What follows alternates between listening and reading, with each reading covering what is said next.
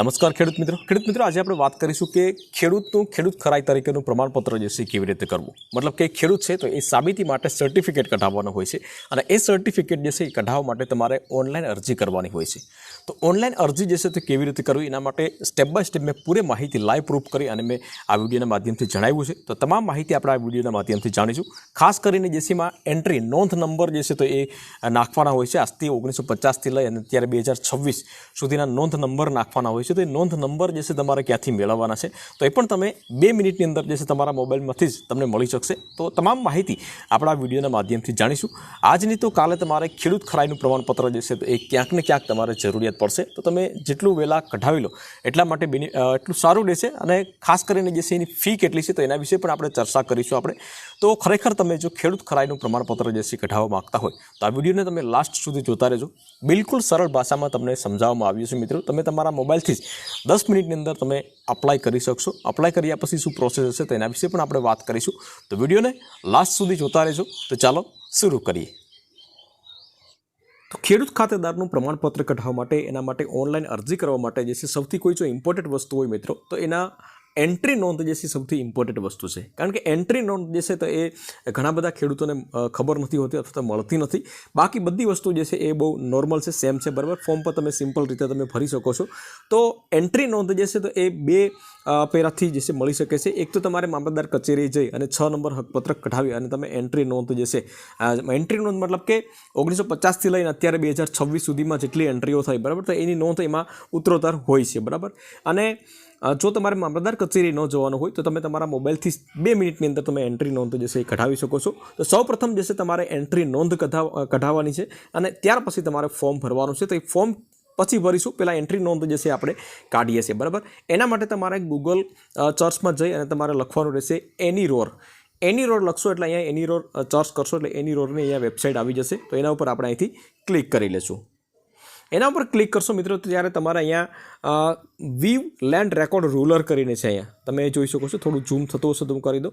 તો એના ઉપર તમારે અહીંથી ક્લિક કરવાનું છે। ત્યાર પછી તમારે અહીંયા સિલેક્ટનું ઓપ્શન આવશે તો સિલેક્ટ પસંદ કરો કોઈ પણ એક ઓપ્શન। તો અહીંથી તમારે સિલેક્ટ કરવાનું છે। અહીંયા તમે જોઈ શકો છો નીચે આવશે આ VF7 સર્વે નંબર કરીને છે, અહીંયા તમે જોઈ શકો છો। તો એના ઉપર તમારે અહીંથી ક્લિક કરવાનું છે। ત્યાર પછી તમારો જિલ્લો, તાલુકો, ગામ અને તમારો જે સર્વે નંબર હોય એ તમારે સિલેક્ટ કરી લખી અને ત્યાર પછી આ જે ઉપરના કેપ્ચા કોડ જે છે 524195 તો એ કેપ્ચા કોડ ટાઈપ કરી અને ગેટ રેકોર્ડ ડિટેલ, બરાબર, ગેટ રેકોર્ડ ડિટેલ કરશો એટલે તમારું આખી 7 જે છે અને નોંધ એન્ટ્રી નંબર જે છે ખુલી જશે। તો હું પહેલાં પ્રોસેસ કરી લઉં છું પછી તમને જણાવું છું। ત્યાર પછી આ પ્રમાણનું પેજ ઓપન થશે મિત્રો। તમે અહીં થોડું સ્ક્રોલ તમે કરશો તમે અહીં જોઈ શકો છો નોંધ નંબર તથા ખાતેદાર। તો નોંધ નંબર અને જેટલા પણ ખાતેદાર હશે તમામના નામ અહીંયા આવી જશે। હવે અહીંયા તમારે કોના નામનું તમારે ખેડૂત ખાતેદારનું પ્રમાણપત્ર કઢાવવાનું છે તો એના સામે તમે નોંધ નંબર જોઈ શકો છો। તો એ નોંધ નંબર જે છે પહેલો લખવાનો રહેશે અને ત્યાર પછી જે છે એ બીજા નંબર મેક્સિમમ ઓછામાં ઓછા તમારે 3 નોંધ નંબર નાખવાના છે, બરાબર। આ બધા એ નોંધ નંબર તમે જોઈ શકો છો। તો એ બધા નોંધ નંબર નાખવાની જરૂરિયાત નથી, મિનિમમ 3 નંબર તમે નાખી શકો છો, બરાબર। કેવી રીતે નાખવાના? દાખલા તરીકે તમે અહીંયા પેલું નામ જે છે પ્રભુદાસભાઈ કરીને છે તો એનો નોંધ નંબર કેટલો છે? 1916 છે, બરાબર। તો અહીંયા પણ 1916 છે। તે પછીના 1684 એક નંબર નાખી શકો છો અને ફર્સ્ટ જે છે તમે જોઈ શકો છો શરૂઆતમાં 1950માં જે પણ નોંધ નંબર હશે તો એ 93 નાખવાનો છે છેલ્લો। તો એ પ્રમાણે તમારે સ્ટેપ બાય સ્ટેપ નાખવાના છે, બરાબર। તો આ પ્રમાણે તમારે નોંધ નંબર પહેલાં લઈ લેવાના છે અને ત્યાર પછી આપણે હવે આગળ વધીએ કે ફોર્મ કેવી રીતે ભરવું છે આપણે। હવે ફોર્મ ભરવા માટે મિત્રો તમારે તમારા મોબાઈલમાં જ તમારે લખવાનું છે IORA સર્ચ કરશો એટલે આ પ્રમાણની પહેલી વેબસાઇટ આવી જશે। તો એના ઉપર આપણે અહીંથી ક્લિક કરી લઈશું। એના ઉપર ક્લિક કરશો એટલે અહીંયા ઓનલાઈન એપ્લિકેશન અહીંયા ઉપર સૌથી ઉપર આવશે જમણી સાઈડ। તો એના ઉપર આપણે ક્લિક કરવાનું છે। ત્યાર પછી અહીંયા નવી અરજી જે છે તો એ રહેવા દેવાનું છે। અરજીનો હેતુ જે છે પસંદ કરો તો એના ઉપર આપણે ક્લિક કરી અને આપણે ખેડૂત ખરાઈ પ્રમાણપત્ર મેળવવા તો એના ઉપર આપણે અહીંથી ક્લિક કરવાનું છે। એના ઉપર ક્લિક કરશો એટલે અહીંયા અરજીનો પ્રકાર ઓટોમેટિક આવી જશે। તો એ તમારે ફક્ત સિલેક્ટ કરવાનો છે। ત્યાર પછી અરજદારના મોબાઈલ નંબર અને અરજદારનું ઈમેલ આઈડી, બરાબર। તો આ બંને વસ્તુ કમ્પલસરી છે। ઈમેલ આઈડી ગમે તેનું નાખી શકો, કોઈ એવું ઇશ્યુ નથી કે ભાઈ ઈમેલ આઈડી બનાવવું જરૂરી છે। તો આ 2 વસ્તુ કરી ત્યાર પછી અહીંયા કેપ્ચા કોડ જે છે કેપ્ચા કોડ ટાઈપ કરી અને જનરેટ OTP તો એના ઉપર આપણે અહીંથી ક્લિક કરવાનું છે। ત્યારબાદ તમારે મિત્રો ઉપર જિલ્લાનું નામ, તાલુકાનું નામ અને ગામનું નામ સિલેક્ટ કરવાનું છે. અહીંયા તમારા મોબાઈલ નંબર આવી જશે. એ મોબાઈલ નંબરમાં ઓટીપી આવશે તો એ અહીંયા નાખવાનું છે. ઈમેલમાં ઓટીપી આવે એ અહીંયા તમારે ટાઈપ કરવાનું છે અને ત્યાર પછી તમારે સબમિટ ઉપર ક્લિક કરવાનું છે.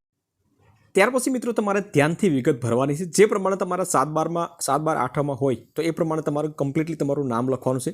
પહેલાં તમારું નામ, ત્યાર પછી પિતાજીનું નામ અને ત્યાર પછી તમારે અટક લખવાની છે. અને ગુજરાતી ભાષામાં તમારે લખવાની રહેશે, બરાબર. એટલે ગુજરાતીમાં મતલબ તમારો કીબોર્ડ હશે તો જ તમારે લખાશે. બાકી પછી વોટ્સએપમાં પૂરેપૂરું નામ લખી અને કોપી પેસ્ટ કરી શકો છો. ત્યાર પછી અરજદારનું સરનામું, જે પ્રમાણે તમારું ગામ, તાલુકો અને સરનામું જે હોય તો એ સરનામું તમારે લખવાનું છે. શહેરનું નામ, તમારું જે નજીકમાં જે સિટી હોય તો એ સિટી તમારે લખવાનું અને સિટીનો પિન નંબર તમારે લખવાનો છે, બરાબર. અહીંયા મોબાઈલ નંબર અને ઈમેલ આઈડી આવી જશે. ત્યાર પછી તમારે નીચે સ્ક્રોલ કરવાનું છે અને અહીંયા સર્વે નંબર તમારો સિલેક્ટ કરવાનો છે. તો તમારો સર્વે નંબર જે પણ હોય એ આ પ્રમાણે અહીંયા આવશે, બરાબર. જે પણ તમારો સર્વે નંબર હોય તમારે સિલેક્ટ કરવાનો છે. પરંતુ હું અહીંયા 2 સર્વે નંબર જે છે તે સિલેક્ટ કરી લઉં છું. 2 સર્વે નંબર, જે પણ સર્વે નંબર હોય સિલેક્ટ કરી અને ત્યાર પછી તમારે સર્વે નંબર અરજીમાં દાખલ કરો. તો આના ઉપર આપણે અહીંથી ક્લિક કરવાનું છે.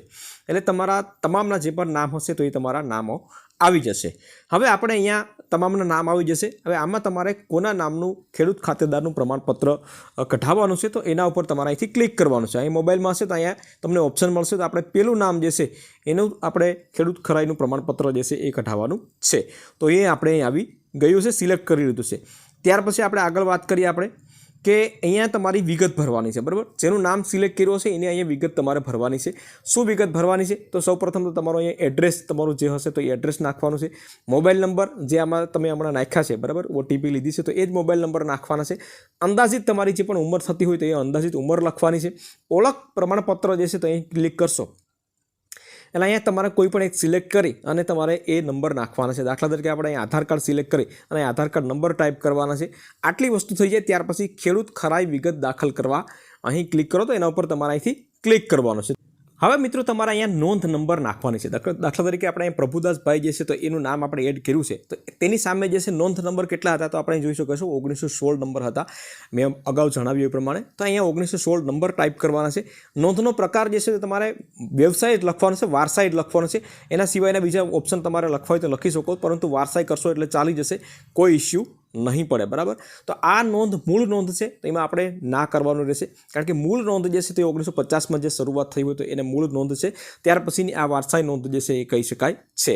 તો આપણે અહીંયા વિગત દાખલ કરો એના ઉપર આપણે ક્લિક કરીશું એટલે તમારી જે વિગત જે છે એ દાખલ થઈ જશે. હવે એક એન્ટ્રી જે છે, એક ખાતા નંબર જે છે એન્ટ્રી નોંધ થઈ જશે. હવે તમારે કોઈ પણ 2 નોંધ નાખવાની છે હજી પણ, ત્યારે તમારું ફોર્મ સબમિટ થશે, બરાબર. તો હવે આ 1916 કરીને છે તો એનાથી નીચેનો જે નંબર હોય એ તમારે ટાઈપ કરવાનો રહેશે. તો અહીંયા મેં નંબર ટાઈપ કરી દીધો છે, બરાબર. પહેલાં 1900 કરીને હતું, અત્યારે અહીં તમે જોઈ શકો છો 1916. તો એનાથી નીચેનો નંબર 1684 નંબર જે છે તો એ પણ, અને વારસાઈ જે છે આપણે અહીંયા પસંદ કરવાનો છે. નોંધનો પ્રકાર વારસાઈથી આપણે નોંધ પડેલી છે, બરાબર. તો અહીંયા વિગત દાખલ કરો એના ઉપર આપણે અહીંથી ક્લિક કરી. હવે આપણે મિત્રો 2 નોંધ જે છે એ પાડી દીધી છે, મતલબ કે એન્ટ્રી કરી દીધી છે. હવે છેલ્લી નોંધ મૂળ નોંધ જે છે તમે જોઈ શકો છો અહીંયા પેલી આ 93 કરીને છે, બરાબર. તો એ મૂળ નોંધ છે તો એ હવે આપણે એન્ટ્રી કરી અને આપણે ફોર્મ સબમિટ આગળ વધી જશું. તો આપણે તમે એ પ્રમાણે કરી શકો છો. હવે આમાં તમારે સિલેક્ટ કરવાનું છે કે આ નોંધ મૂળ નોંધ છે તો આપણે અહીંયા હા ઉપર ક્લિક કરવાનું છે. હા ઉપર ક્લિક કરી અને તમારે અહીંયા વારસાઈ ઉપર ક્લિક કરવાનું છે. અહીંયા તમે હુકમ પણ કરી શકો છો, પરંતુ હુકમ કરશો તો તમારે હુકમ નંબર અને તારીખના આ બધી વસ્તુ જોશે, એટલે વારસાઈ તમે કરી શકો છો. અને વિગત દાખલ કરો એના ઉપર આપણે અહીંથી ક્લિક કરીશું એટલે તમારું ફોર્મ જે છે અહીંયા તમારી સેવ કમ્પ્લીટ થઈ જશે. એક વખત તમારે જોઈ લેવાનું છે મિત્રો તમારે કે ભાઈ આમાં કોઈ મિસ્ટેક છે કે નહીં. તો અહીંયા મિસ્ટેક ના હોય તો તમારે વિગતો સેવ કરવા અહીં ક્લિક કરો તો એના ઉપર આપણે અહીંથી ક્લિક કરીશું. તો અહીંયા તમે જોઈ શકો છો મિત્રો, અહીંયા પ્રભુદાસ પ્રેમજીભાઈ માટે ખેડૂત ખરાઈની વિગતો સેવ કરેલ છે. તો એના પર આપણે ઓકે કરી દઈશું. ઓકે કરશો એટલે ત્યાર પછી બીજી વિગત તમારે અહીંયા ખેડૂત ખાતેદાર હોવા અંગેનું પ્રમાણપત્ર અગાઉ કઢાવેલું છે તો આપણે અહીંયા નામા પર ક્લિક કરીશું આપણે. અને ત્યાર પછી આ સ્વઘોષણા પત્ર જે છે તો એમાં બધામાં ના આવશે, બરાબર. જો તમારી કોઈ જમીન જે છે કોઈ વાંધાજનક હોય તો જ તમારે આમાં હા ક્લિક કરવાનું છે. બાકી બધામાં ના ઉપર ટિક કરી અને તમારે સેવ કરવાની છે, બરાબર. તો અહીંયા સેવ એપ્લિકેશન, તો એના ઉપર આપણે અહીંથી ક્લિક કરીએ છીએ. એના ઉપર ક્લિક કરશો એટલે તમારે એક વખત ફરીથી આ તમામ વિગતો જે છે તમારે જોઈ લેવાની છે મિત્રો. આમાં જો તમારે કોઈ ભૂલ હોય તો તમારે અહીંયા એડિટ એપ્લિકેશન કરીને છે એના ઉપર ક્લિક કરવાનું છે. જો એડિટ એપ્લિકેશન જો કમ્પ્લીટ હોય તો પછી તમારે અહીં કન્ફર્મ એપ્લિકેશન જે છે તો એના ઉપર આપણે અહીંથી ક્લિક કરવાનું છે. તો આપણે અહીંયા ફરી એક વખત આપણે ઓકે કરી દઈશું. એપ્લિકેશન જે છે કન્ફર્મ સક્સેસફુલી, તો એના ઉપર આપણે અહીંથી ઓકે કરી દઈશું. તો આટલું કર્યા પછી આપણે પ્રિન્ટ એપ્લિકેશન અહીંયા તમે જોઈ શકો છો, તો એના ઉપર આપણે અહીંથી ક્લિક કરીશું એટલે પ્રિન્ટ એપ્લિકેશન જે છે એ ડાઉનલોડ થઈ જશે. આ પ્રમાણે જે છે પ્રિન્ટ એપ્લિકેશન તમારી અહીંયા ડાઉનલોડ થઈ જશે. અહીંયા તમે જોઈ શકો છો મિત્રો, ખાતેદારની સહી, તો અહીંયા સહી કરાવીને પાછી ફરીથી એને અપલોડ કરવાની રહેશે. તો એક વખત આની પ્રિન્ટ કઢાવી અને તમારે અહીંથી ફરીથી અપલોડ મોબાઈલમાં ડાઉનલોડ કરવા માટે અહીંયા તમે 3 ડોટ ઉપર ક્લિક કરશો એટલે અહીંયા ડાઉનલોડનું ઓપ્શન આવી જશે. તો એના ઉપર તમે ક્લિક કરશો એટલે તમારી ફાઇલ જે છે એ ડાઉનલોડ થઈ જશે. અહીંયા તમે જોઈ શકો છો મિત્રો, પ્રિન્ટ સેલ્ફ ડિક્લેરેશન કરીને છે. તો એમાં આપણે સેલ્ફ ડિક્લેરેશન ફોર્મ જે છે તો એ પણ આપણે એક વખત ચેક કરી અને આપણે ડાઉનલોડ કરી લેવાનું છે.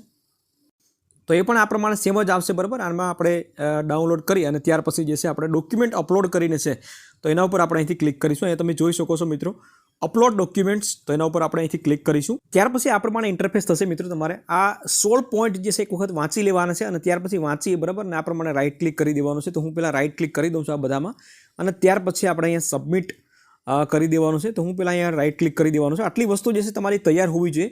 ત્યાર પછી તમારે આગળ વધવાનું છે. આપણે અહીંયા ચેક પોઈન્ટ સબમિટ સક્સેસફુલ કરીને બતાવે છે. હવે આગળ શું આવે છે આપણે જોઈએ છે મિત્રો. તો અહીં તમે જોઈ શકો છો કે તમારે કયા કયા ડોક્યુમેન્ટ્સ જે છે એ અપલોડ કરવાના રહેશે. તો સૌપ્રથમ તો જે છે આપણે અરજીની નકલ, જે તમારી સહી કરાવવાની હતી, તો એ અરજીની નકલ. ત્યાર પછી સેલ્ફ ડિક્લેરેશન ફોર્મ, અન્ય કોઈ પુરાવો હોય તો, મતલબ કે 7/12/8ની નકલ જે છે તમારી 8ની નકલ પર તમે અપલોડ કરી શકો છો. અને ત્યાર પછી અપલોડ ઓલ સિલેક્ટેડ ડોક્યુમેન્ટ્સ, તો એના ઉપર તમારે ક્લિક કરવાનું છે. અરજીની નકલ જે છે ત્યાં આપણે ચૂઝ ફાઇલ કરી અને એના ઉપર ક્લિક કરશો એટલે તમને ગેલેરીમાં લઈ જશે. તો ફોટો પાડીને પણ તમે અપલોડ કરી શકો છો, અથવા તમે ક્યાંય પણ રાખેલી હોય તો ત્યાંથી તમે સિલેક્ટ કરી અને તમે અપલોડ કરી શકશો.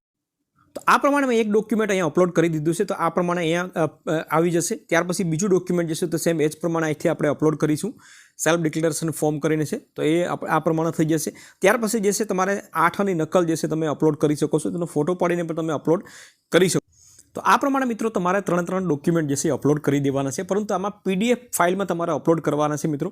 PDF ફાઇલમાં જે કરશો એટલે અપલોડ થઈ જશે. ત્યાર પછી આપણે ઓકે કરી દઈશું. અહીંથી આપણે ઓકે કરશો એટલે મિત્રો અહીંયા તમે જોઈ શકો છો વ્યૂ ડોક્યુમેન્ટ જે છે એમાં તમારે ચેકઆઉટ કરવું હોય તો ડોક્યુમેન્ટ ચેક કરી શકો છો. બાકી તમારે અહીંયા ફી પેમેન્ટ કરીને છે, તો એના ઉપર તમારે અહીંથી ક્લિક કરવાનું છે. ફી પેમેન્ટ ઉપર ક્લિક કરશો એટલે આ પ્રમાણે કંઈક ઓપ્શન આવશે અને ત્યાર પછી આપણે અહીંયા સબમિટ ઉપર ક્લિક કરીએ છીએ. આ પ્રમાણે તમામ પ્રોસેસ થઈ ગયા પછી તમારે આ પ્રમાણે પૈસા કપાવવા માટે જે છે SBIનું જે છે 3-4 ઓપ્શન તમને મળી જશે. ક્રેડિટ કાર્ડનો ઓપ્શન મળશે, નેટ બેન્કિંગનો ઓપ્શન મળશે, UPI મતલબ કે ફોનપે, ગૂગલ પે અથવા તો પેટીએમ યુઝ કરતા હોય તો એનો પણ ઓપ્શન મળશે. પરંતુ સૌથી સરળ જે છે UPI, મતલબ કે અત્યારે ફોનપે, ગૂગલ પે લગભગ બધા યુઝ કરતા હોય છે. તો એના ઉપર ક્લિક કરી અને UPI ઉપર ક્લિક કરી અને QR કોડ જે છે એના ઉપર ક્લિક કરશો એટલે આ QR કોડ મળી જશે. ત્યાર પછી તમારે આમાં તમારા ફોનપેમાં જઈને સ્કેન કરશો એટલે તમને 2000 રૂપિયાનો અમાઉન્ટ દેખાશે. તો એમાં તમે પાસવર્ડ ID નાખી દેશો જે પણ હોય તે, તો એમાં તમારા પૈસા અથવા તો કપાઈ જશે. તમામ પ્રોસેસ થઈ ગયા પછી મિત્રો તમારે 7/12/8 અને આ તમામ ડોક્યુમેન્ટ જે છે એક વખત તમારે મામલતદારે આપવાના હશે. મામલતદારે તમારે આપવાના રહેશે. મામલતદારે સબમિટ કરી દેશો. ત્યાર પછી તમે સ્ટેટસ ચેક કરી શકો છો. કેવી રીતે કરવું એ હું તમને જણાવું છું. અરજી કર્યા બાદ મિત્રો અઠવાડિયા 10 દિવસ પછી તમારે એવું લાગે કે ભાઈ મારું સ્ટેટસ જે છે અરજી કરેલી છે તો એનું સ્ટેટસ શું બતાવે છે, તો ફરી તમારે IORAની વેબસાઇટ ઉપર તમારે જવાનું છે. ત્યાર પછી તમારે ન્યૂ એપ્લિકેશનમાં નથી જવાનું, પરંતુ અહીં તમે જોઈ શકો છો રજિસ્ટર્ડ એપ્લિકેશન, મતલબ કે દાખલ કરેલ અરજી માટે. તો અહીંયા તમારે એનું સ્ટેટસ ચેક કરવું હોય તો તમારા અરજી નંબર જે હશે તે તમારે ટાઈપ કરવાના છે. અરજદારનો મોબાઈલ નંબર અને ઈમેલ ID જે તમારે ટાઈપ કર્યા છે એ નાખવાનું રહેશે. અહીંયા કેપ્ચા કોડ જે છે તો એ ટાઈપ કરી અને જનરેટ OTP એના ઉપર તમે ક્લિક કરશો એટલે તમારું જે પણ સ્ટેટસ હશે એ તમને બતાવશે. તો આ પ્રમાણે તમે બિલકુલ સરળતાથી જે છે ખેડૂત ખરાઈનું પ્રમાણપત્ર મેળવી શકો છો મિત્રો. જો તમને આ પ્રમાણે ફોર્મ ભરતા ન ફાવતો હોય તો તમારા ગામની અંદર VCE હોય તો ત્યાં તમે ફોર્મ ભરાવી શકો છો, અથવા તો કોઈ પણ ઓનલાઈનનું ફોર્મ ભરાવતા હોય ત્યાં તમે ભરાવી શકો છો. બરાબર. તમને કોઈ પ્રશ્ન હોય તો તમે કોમેન્ટ કરી શકો છો મિત્રો. વિડીયો ગમ્યો હોય તો વિડીયોને એક લાઇક જરૂરથી કરી લેજો, શેર કરજો અને ચેનલ ઉપર નવા આવ્યા હોય તો ચેનલને સબસ્ક્રાઈબ જરૂરથી કરી લેજો.